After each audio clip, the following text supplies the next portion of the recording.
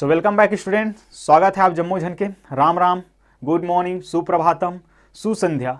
जिस टाइम भी आप देख रहे हो आप सबको बहुत बहुत स्वागत है आप सभी का। आइए बढ़ते हैं आगे स्टूडेंट। आज की इस वीडियो लेक्चर में हम देखने वाले हैं आपके सीजी बोर्ड क्लास 10 मैथ्स के 2018 में पूछे गए सेट बी के जो क्वेश्चंस हैं उनको। लास्ट वीडियो लेक्चर में हमने बात कर लिया है स्टूडेंट कि सेट ए में कौन कौन से क्वेश्चन आए थे, बहुत ही आराम से कॉन्सेप्चुअल हमने उनको आपको समझाया है, उनके बेसिक को बताया और साथ ही साथ ये भी बताया है कि किन क्वेश्चन पे हमें ज़्यादा अच्छे से फोकस करना चाहिए और किन पर हमें कुछ और ज़्यादा अच्छे से करना चाहिए या कुछ कम करना चाहिए। तो चलिए, पिछले वीडियो लेक्चर्स को अगर आपने नहीं देखा है तो लिंक डिस्क्रिप्शन में है और जाके जरूर देख लीजिए। अगर वीडियो पसंद आ रहा है तो जरूर से शेयर कीजिए स्टूडेंट, क्योंकि ज्ञान बांटने से बढ़ता है ना कि अपने पास रखने से। और चैनल को सब्सक्राइब करना ना भूलिएगा, बेल आइकन को जरूर प्रेस कर लीजिएगा ताकि वीडियो पहुंचे सबसे पहले आपके पास और आप किसी अन्य भटकाव से बचें। चलिए स्टूडेंट शुरू करते हैं। आज की जो कहानी है वो प्रथम नंबर का यह जो प्रश्न है, खंड अ सही विकल्प चुनकर लिखिए। बहुत ही शानदार ये क्वेश्चन आपके सामने प्रस्तुत है, जिसमें ये कह रहा है स्टूडेंट की 2x + 5 और 3x - 2 का योग क्या होगा। बच्चों वाली क्वेश्चन है, क्लास 8 का ये क्वेश्चन है। व्यंजकों को आपको जोड़ना है, बहुपदों को आपको जोड़ना है। तो चलिए एक बार जरा देख लेते हैं क्या है यहाँ पे। 2x + 5 और आपको 3x - 2 को क्या करना है, ऐड करना है। ऐड करना है तो हम जानते हैं कि सजाती पद मतलब x और x वाला जिसमें है वो जुड़ेंगे और नंबर से जुड़ेगा। चर पद जो है चर पद के साथ जुड़ेगा और अचर पद जो है अचर पद के साथ जुड़ेगा। तो यहां से हम देख सकते हैं ये क्या आ जाएगा मेरे प्यारे साथियों, ये आ जाएगा 5x + 3। 5x + 3 अगर मैं देखूं तो ब नंबर का ये ऑप्शन आपका सत्य है। आइए बढ़ते हैं नेक्स्ट।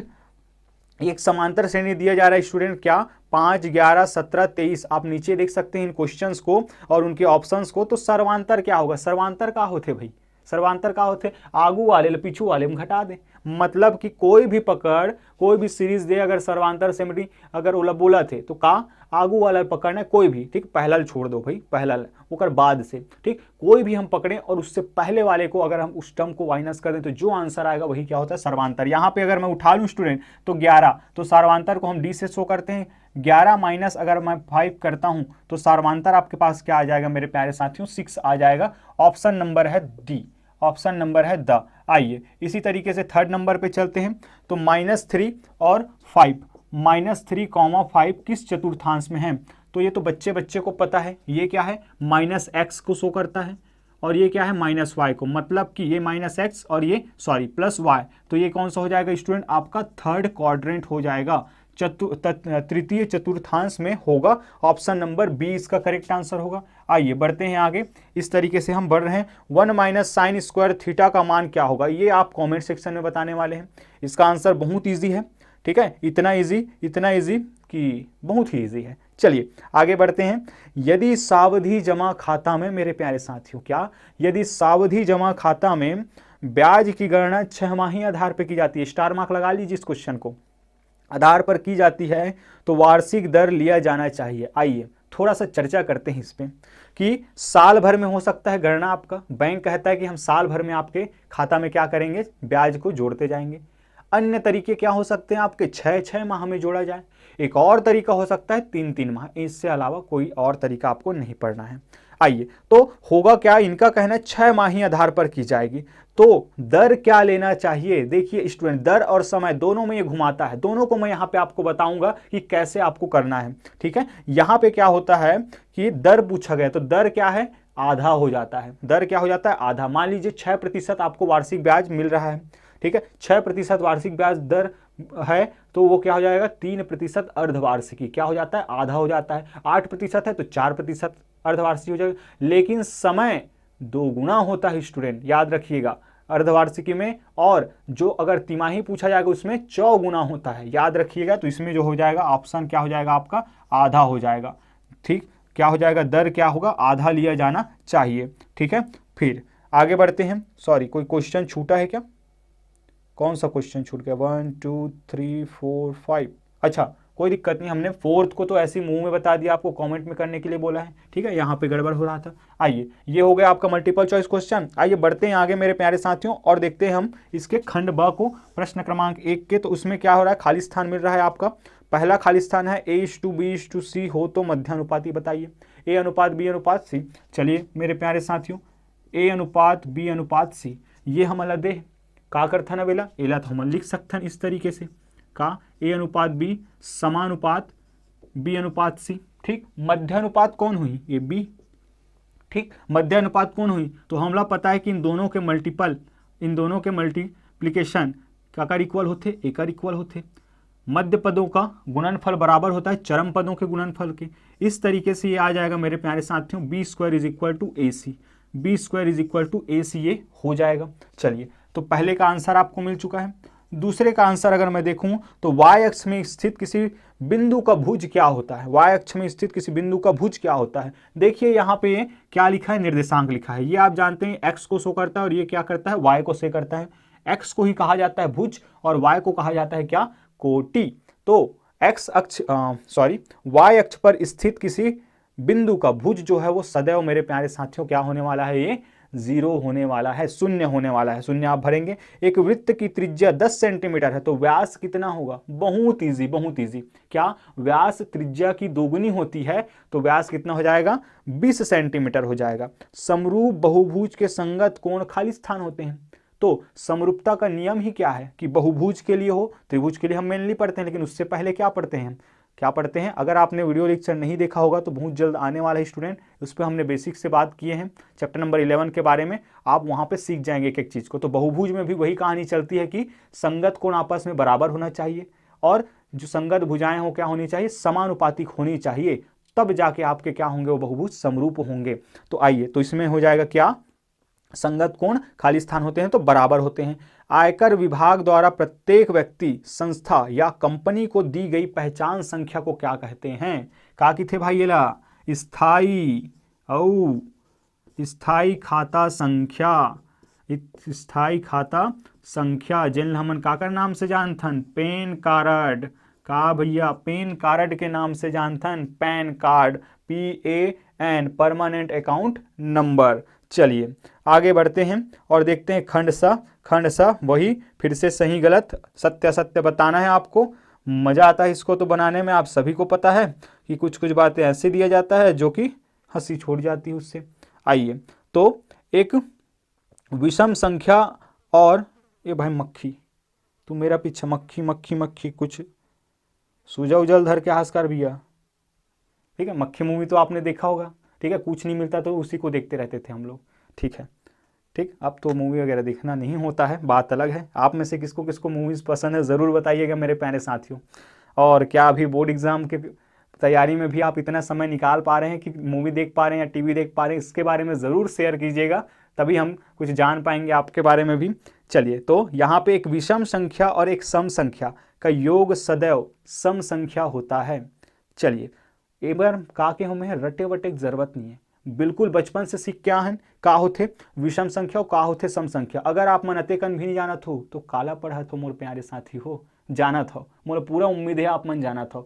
का सम और विषम के बात है, तो सम और विषम हम जाना था 2 4 6 8, जेन 2 से पूरा कट गए वो सम संख्या है, जे नहीं कट पाई कुछ न कुछ बाँच गए वो का है, विषम है। अब एकर का कहना है कि एक विषम संख्या और एक सम संख्या का योग सदैव सम संख्या प्राप्त होती है। कोई पढ़े वढ़े की जरूरत नहीं है, बस जोड़ के देख लो। यही याद नहीं है आप मतलब याद करके थोड़ी ना चल भैया, इसने चिल्ला याद नहीं है तो का कर लेने हैं, यहाँ पे हम इन दोनों को जोड़ लेंगे। मान लीजिए कि 1, एक विषम एक सम 2, तो दोनों का क्या आ जाएगा आपका 3 आ जाएगा। चलिए एक और एग्जाम्पल ले लेते हैं, एक विषम 3 ले लेते हैं और एक सम 4 ले लेते हैं, तो ये 7 आता है। अरे वाह, एक बार और देखते हैं, कोई दिक्कत नहीं। 11 प्लस 21 ले लेते हैं, 11 प्लस 21 ले लेते हैं। अब देखते हैं इनका क्या कहना है, तो 1 और 1 2, देखिए लास्ट में 1 आ रहा है तो दोनों के दोनों क्या है आपके, दोनों के दोनों क्या है आपके विषम है। तो यहाँ पे 1 और ये 2 हो जाएगा और ये हो जाएगा 32। अरे वाह, ये आ रहा है। फिर और देखते हैं 43 प्लस 42, ये क्या देगा, अब ये एक विषम है एक सम है, तो ये क्या देने वाला है, ये देने वाला है आपका 85। और इनका क्या कहना है कि एक विषम संख्या और एक सम संख्या का योग सदैव सम संख्या होता है। तो ये मन कहा रे, विषम सम विषम मिल गए, विषम सम विषम मिल गए। भैया सम हमेशा थोड़ी ना कहा एक के बार ही सेम, एक मतलब ये असत्य है, ऐसा आप लोग दिमाग लगाना है। ठीक, तो यहाँ पे क्या आ जाएगा मेरे प्यारे साथियों, ये असत्य आ जाएगा। आइए फिर सेकंड नंबर का देखते हैं। यहाँ पे आपको x² -7x is equal to आपको जो है 0 दिया गया है और इसका पूछा जा रहा है कि हल क्या 0 और 7 होगा। बिल्कुल 0 और 7 होगा स्टूडेंट। कैसे हम निकाल सकते हैं? तो यहाँ पे हम देख सकते हैं कॉमन लेकर उभयनिष्ठ जब लेंगे तो x जो होगा उभयनिष्ठ आएगा और x - 7 और इक्वल टू 0 आएगा। अब ये किस रूप में बदल चुका है? अब ये बदल चुका है मेरा गुणनखंड रूप में। एक बार इसको मैं 0 के इक्वल रखूंगा, एक बार मैं इसको 0 के इक्वल रखूंगा, तो आपको क्या मान मिल जाएगा? x इज इक्वल टू 0 और x - 7 बराबर 0 which means x is equal to 7 आपका मिल जाएगा। इसका मतलब 0 और 7 इसका क्या है? हल है। बिल्कुल सही बात है। आइए फिर से बढ़ते हैं आगे और देखते हैं एक बात और मेरे प्यारे साथियों, क्या अगर आपको ये जो मेरे अक्षर है, ये जो मैं लिख रहा हूँ, उसमें भी थोड़ा अगर आपको लगता है कि कुछ सुधार की आवश्यकता है तो बिल्कुल बताइएगा स्टूडेंट, क्योंकि आपके एक एक कमेंट का स्वागत हम करने वाले हैं, तभी तो हमें पता चल पाएगा। ठीक है, क्योंकि हर किसी को अलग अलग ज़रूरतें हैं, उसके अकॉर्डिंग हमारा प्रयास रहेगा कि हम अपने आप को बदल पाएँ, हमारे जो है कंटेंट को हम बदल पाएँ। ठीक है, थोड़ा अगर बड़े लिखना है तो बड़े। ठीक, आइए समझते हैं अब नेक्स्ट क्वेश्चन को। एक घन के आकाशीय विकर्णों की संख्या 8 होती है। एक घन के आकाशीय विकर्णों की संख्या क्या होती है? 8 होती है, इनका कहना है। ये भाई जान लेंगे क्या आप मक्खी जी? चलो चलो चलो चलो चलो, उधर जाओ उधर जाओ, उठ चलो। तो इनका क्या कहना है? तो यहाँ पे ये बिल्कुल गलत बात है। मैंने लास्ट वीडियो लेक्चर में आपको पूरा डायग्राम के थ्रू आपको बताया है कि कैसे हम विकर्ण को देखते हैं। तो आकाशीय विकर्णों की संख्या 4 होती है, 8 नहीं, असत्य बात है ये। फिर अंत में एक क्वेश्चन और, cos 30 डिग्री का मान √3/2 होता है। आप सभी को याद होगा ये, बिल्कुल सच बात है। ये सच बात है ना? सच बात है ना? कमेंट में बताइएगा सच है या असत्य है। ठीक है, फिर जीवा वृत्त को 2 बिंदुओं पर प्रतिच्छेद करती है। आइए मैं इसको जरूर बताऊंगा स्टूडेंट, क्योंकि जीवा होती ही क्या है? जीवा होती है प्रतिच्छेद करने वाली। कैसे प्रतिच्छेद करने वाली? मान लीजिए कि आपका क्या है? केंद्र O है। अगर इस पर कोई परिधि पर कोई बिंदु मैं A और B ले लूँ, इसको अगर ज्वाइन कर लूँ तो परिधि को ये क्या कर दिए? एक बिंदु और 2 बिंदु पर प्रतिच्छेद की है ये। तो ये बात जो है वो बिल्कुल सत्य है, 100% सत्य है, कोई शंका की बात नहीं है इसमें। आइए बढ़ते हैं मेरे प्यारे साथियों आगे की ओर और देख लेते हैं हमारे नेक्स्ट क्वेश्चन नंबर 2 को, जो कि आपके बहुपद से रिलेटेड है। और बहुपद से रिलेटेड है, मैं कुछ ज़्यादा डिटेल में नहीं कराऊंगा इसको, क्योंकि लास्ट में हमने पूरा डिटेल इसका देख लिया था। हम डायरेक्ट यहाँ पे करने वाले हैं ताकि आपका समय की बचत हो और हम ज़्यादा से ज़्यादा क्वेश्चन कर सके। अब यहाँ पे पूछा गया है, ये बहुपद है, तो P ऑफ 2 और P ऑफ 0 का मान ज्ञात करना है।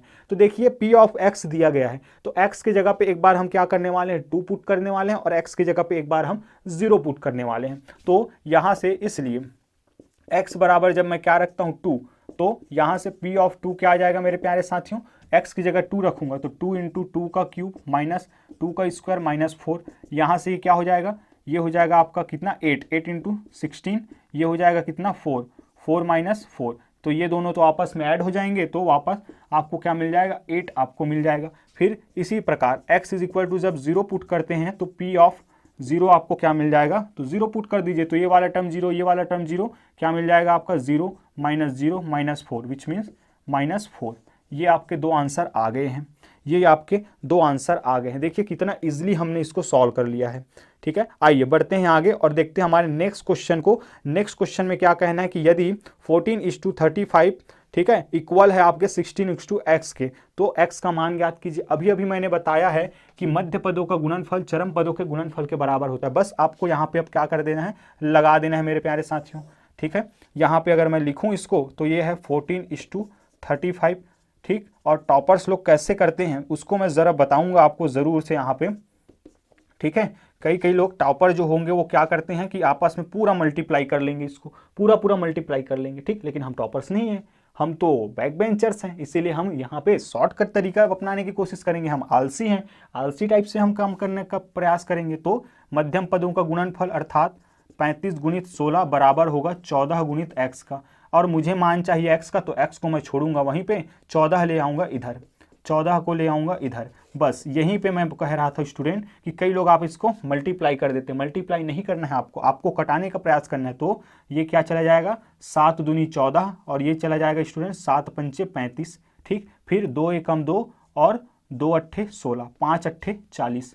x का मान कितना आ गया मेरे प्यारे साथियों? 40 आ गया है। देखिए हर्रा लागेन फिटकिरी, हमारे छत्तीसगढ़ी में कहावत है, हर्रा लागेन फिटकिरी। ठीक, कहोगे ये बिल्कुल आसानी से हम यहाँ पे जो है आंसर लेके आ चुके हैं। आइए मेरे प्यारे साथियों बढ़ते हैं आगे की ओर और देखते हैं हमारे नेक्स्ट क्वेश्चन नंबर जो 4 है वो जो सरल रेखाओं से रिलेटेड आपके सामने कुछ लेकर आ रही है। बढ़ते हैं आगे की ओर और देखते हैं हमारे नेक्स्ट क्वेश्चन को, जहां पे आपका सरल रेखा 7x minus 2y minus 15x is equal to 0 की प्रवणता और y अक्ष पर काटा गया अंतःखंड आपको बताना है।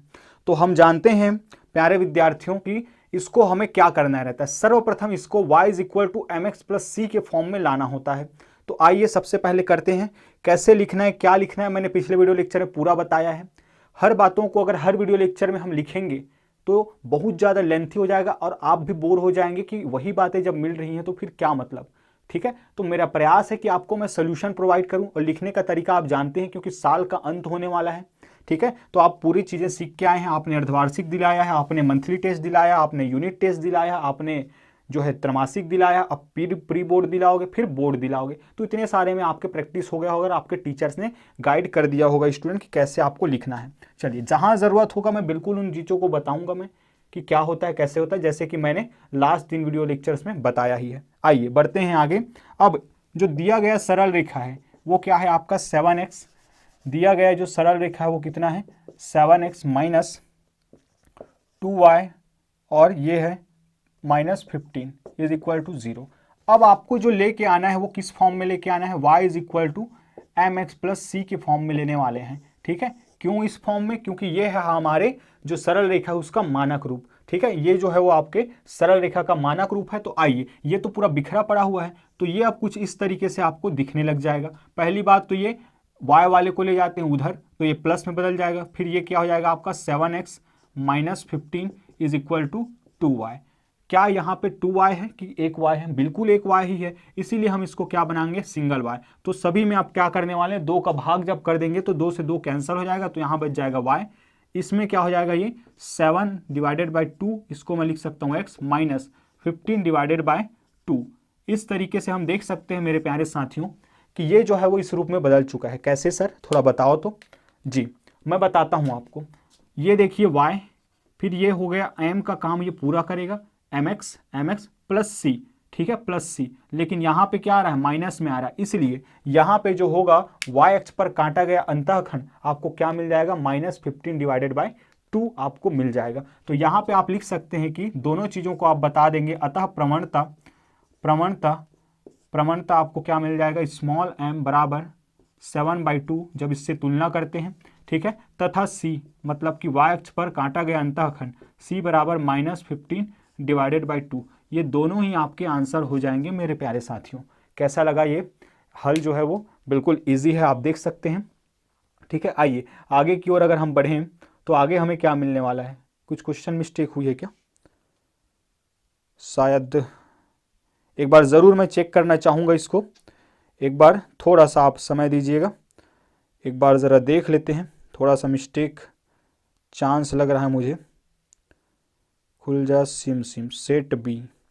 ठीक है, आइए, फिर भी कोई दिक्कत नहीं है, अगर इस तरीके का क्वेश्चन आता है तो आप लोगों को करना बहुत ही अच्छे तरीके से आता है। बिल्कुल हमने क्वेश्चन को गलत लिखा है, क्वेश्चन ये नहीं है, ये क्वेश्चन शायद पुराना जो है कॉपी पेस्ट के चक्कर में थोड़ा सा मिस्टेक हुआ है। आइए, कोई समस्या नहीं है, बिल्कुल सुधार लेते हैं, अभी के अभी सुधार लेते हैं। वैसे कॉन्सेप्ट तो आप समझ चुके हैं करना क्या है आपको, तो मैं जल्दी से आपको सुधार के बता देता हूं कि आखिर आपका जो क्वेश्चन है वो क्या है। तो आपका क्वेश्चन है कि 5x plus 6y minus 7 is equal to 0। ये है स्टूडेंट, इसका बताना है आपको प्रवणता और y अक्ष पर काटा गया अंतःखंड। तो चलिए y is equal to mx plus c के फॉर्म में जब हम बदलते हैं तो ये क्या हो जाएगा 6y ऐसे ही रहेगा, 7 जाएगा उधर प्लस हो जाएगा, 5x जाएगा उधर तो माइनस हो जाएगा।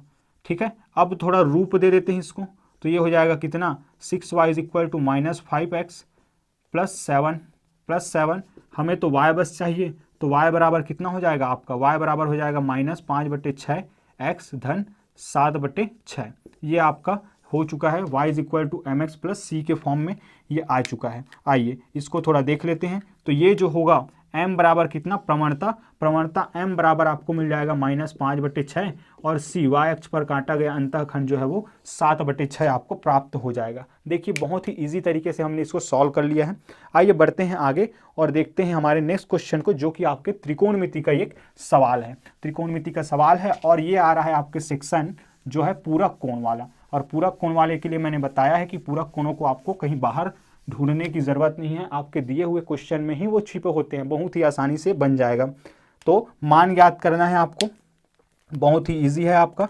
तो ये है आपका क्या, 2 tan 67 degree divided by cot 23 degree बराबर या प्लस क्या दिया है आपको, tan 45 डिग्री। tan 45 डिग्री का मान आप जानते हैं कितना होता है, tan 45 डिग्री का मान होता है आपका 1।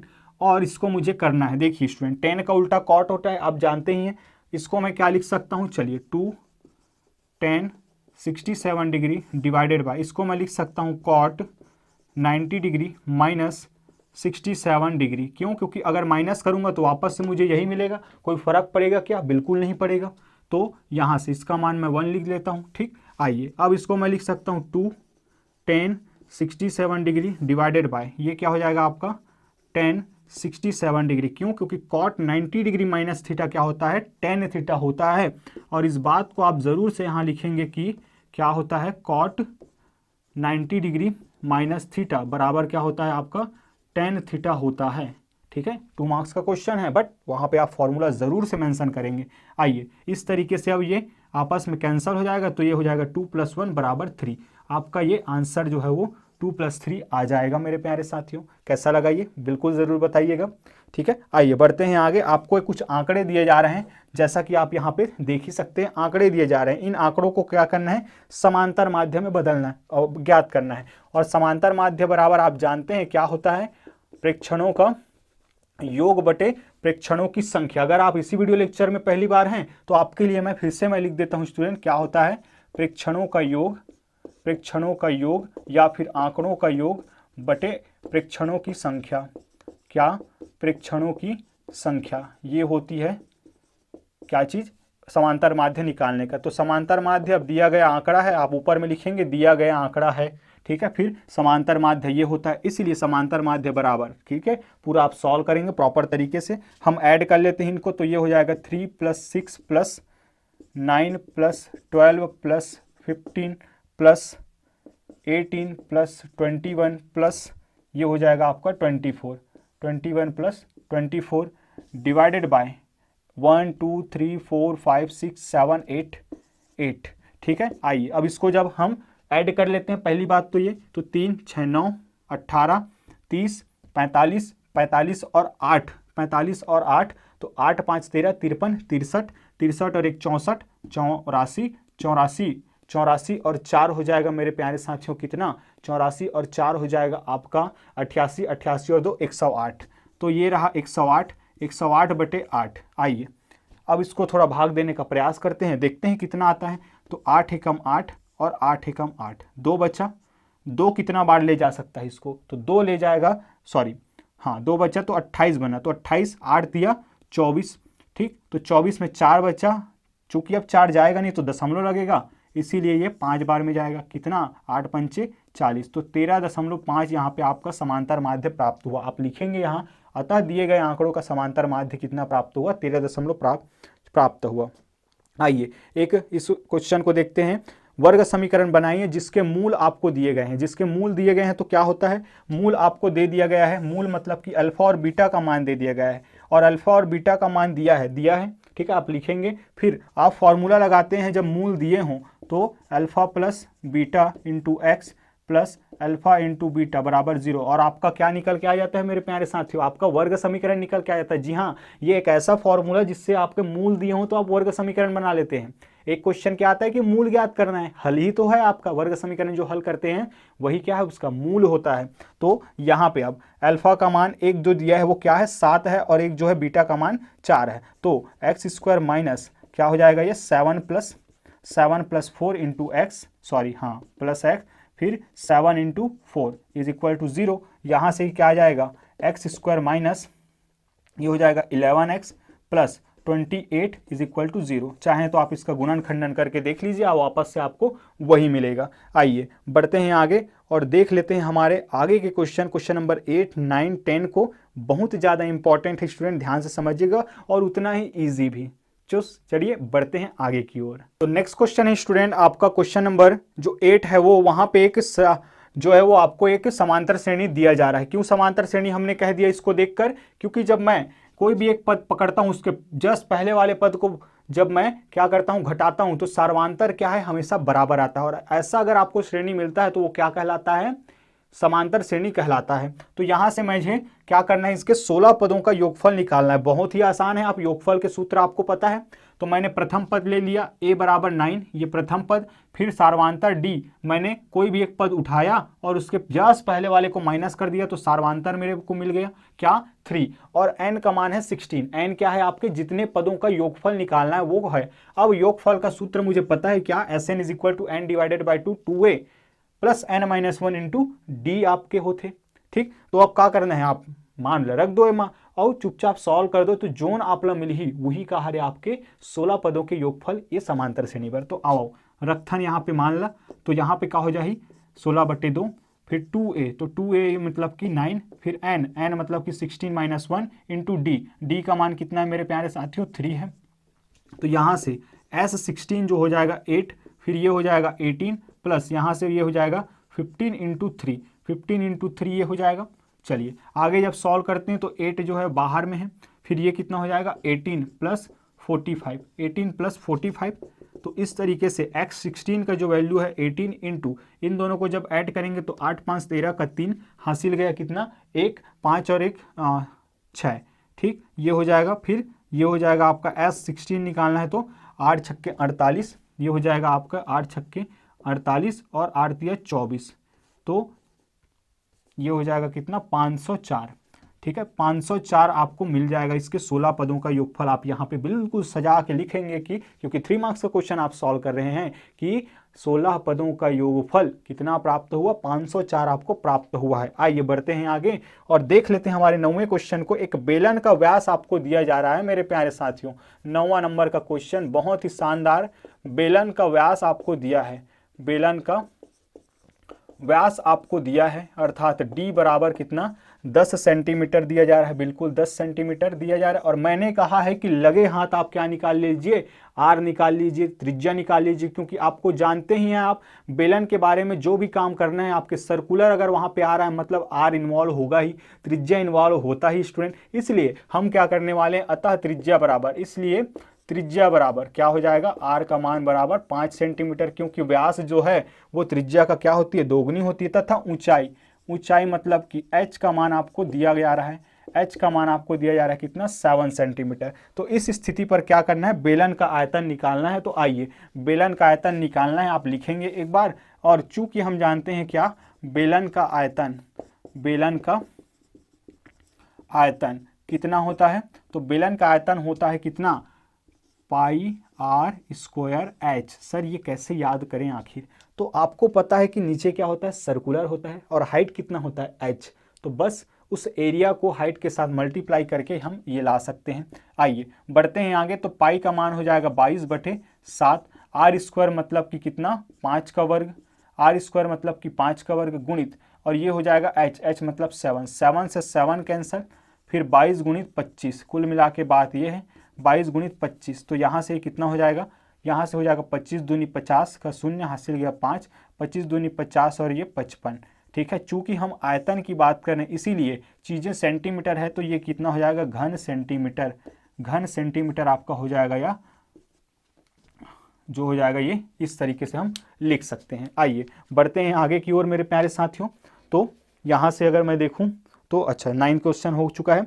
अब हम बढ़ने वाले हैं किसके ओर, अब बढ़ने वाले हैं हम कौन से 10 नंबर के क्वेश्चन की ओर, जो जिनका कहना है कि सिद्ध कीजिए कि किन्हीं दो क्रमागत, सिद्ध कीजिए कि किन्हीं दो क्रमागत जो विषम संख्याओं का योग होता है वो कितना होता है, 4 का गुणज होता है। विषम संख्याओं का योग जो होता है वो 4 का गुणज होता है। अब हम जानते हैं सम संख्याओं के क्या, सम संख्याओं के परिभाषा से कि सम संख्या क्या होती है, तो किसी संख्या में 2 का गुणा करने पर प्राप्त संख्या क्या होता है, आपका सम होता है। अब यहीं से आपका विषम भी निकल के सामने आता है, कि वो भी कहता है कि मैं भी बनूंगा, मैं भी बनूंगा, तो कैसे बनेगा भाई? तो उनका कहना है कि अगर आप क्या हो, 2 से गुना करने पर क्या आप सम हो, तो इसी में अगर एक बढ़ा दो तो मैं बन जाऊंगा क्या, विषम। तो ये हो जाएगा मेरे प्यारे साथियों विषम संख्याओं की परिभाषा, कि किसी भी सम संख्या में एक जोड़ने पर प्राप्त संख्या क्या होगी, आपकी विषम होगी। तो आइए अब इसको प्रूव करना है हमें। इनका कहना है कि किन्हीं भी 2 क्रमागत विषम संख्याओं का जो योगफल होता है वो सदैव 4 का गुणज होता है। आइए देख लेते हैं। माना कि, तो यहां पे डायरेक्ट हम लिख सकते हैं। पहली बात तो ये सिद्ध करना है कि यहां पे क्या लिखेंगे आप, वो जो बातें बोला गया है उसको आप मेंशन कर देंगे। अब यहां हम जानते हैं कि क्या, हम जानते हैं कि किसी सम संख्या में एक जोड़ने पर प्राप्त संख्या क्या होती है, प्राप्त संख्या विषम संख्या होती है। इस स्थिति पे अब हम जान सकते हैं कि विषम संख्या क्या होगी। अतः माना कि 2 क्रमागत विषम संख्याएं, अतः माना कि 2 क्रमागत विषम संख्याएं कौन कौन, एक मैं मान लेता हूं 2n+1 व एक मैं मान लेता हूं 2n+3 हैं। ठीक, प्रश्न अनुसार इनका कहना है कि दोनों को जब जोड़ो तो 4 का गुणज प्राप्त होता है। आइए देखते हैं जादू होता है कि नहीं होता है। ठीक है, तो दोनों को जोड़ देते हैं। ठीक, एक बात और बहुत जरूरी चीज, यहाँ या जहां n बिलोंग करता है किससे, z से, अर्थात क्या हो जाएगा मेरे प्यारे साथियों, z मतलब कि पूर्णांक संख्या है ये n, लिखना बहुत जरूरी है। ठीक है, आप चाहें तो वर्ड्स में लिख सकते हैं कि n जो है वो कहाँ से है, पूर्णांक संख्या है, चाहे तो आप चिन्ह के माध्यम से दर्शा सकते हैं। आपने पूरा सीखा होगा ये।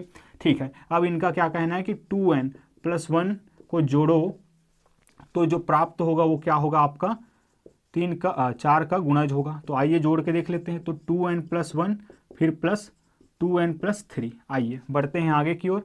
ये दोनों ऐड होगा तो ये हो जाएगा 4n+4। अरे ये तो वही हट जावा थे, बिल्कुल n+1। ठीक, n+1 की जगह क्या पुट कर सकते हैं हम, कुछ भी अलग, जो भी मान लीजिए, k मान लेते हैं 4 के, जहाँ ठीक है यहाँ k बराबर क्या है आपका n, k बराबर n+1 तथा k भी कहाँ से बिलोंग करता है, आपके z से बिलोंग करता है या कैपिटल I से, आप लिखेंगे यहाँ पे। अब स्पष्ट है कि प्राप्त संख्या इन दोनों से जो योग है वो क्या है, आपके 4 का गुणज है, 4 का गुणज है स्टूडेंट। ठीक है, तो यहाँ पे हम इस बात को लिख सकते हैं कि स्पष्टतः